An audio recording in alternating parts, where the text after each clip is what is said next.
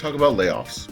So I don't know if you've noticed, but the video game industry has been plagued with layoffs for about a year and a half now. And some of you might be thinking, what's wrong with the video game industry? Aren't they like making all these great games and like making more money than any other entertainment industry right now? And the answer is yes they are. Unfortunately, greed is also at a all-time high right now. And quite frankly, the only reason why there are so many layoffs in the video game industry is because there are a lot of corporate executives who are simply keeping that money for themselves and not putting it back into the company, and that means the employees.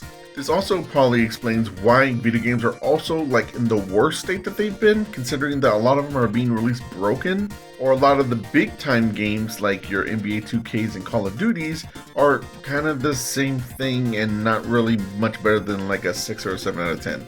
Unfortunately, we're in a state right now where if you try to like quote unquote vote with your wallet, that's actually not going to mean anything because all the money just goes straight to the executives and not the employees. So whether the game does good or it does bad, all you're hurting is essentially the employees themselves, whether they do good or not. You're kind of in a catch-22 because if it does well, executives pocket the money, get rid of the employees, and just do it all over again. If it doesn't do well, the executives pocket whatever money they did make, get rid of the employees, and then just do something else. I think what we really need to be doing right now in order to fight all these layoffs is really just kind of like pinpoint exactly what the problem is. Not only do you need to like voice your concerns on Twitter and social media and all that, but if you are somebody who has a position of power, aka you're, say, a shareholder, get your shares out of the company because employees don't have shares, executives do.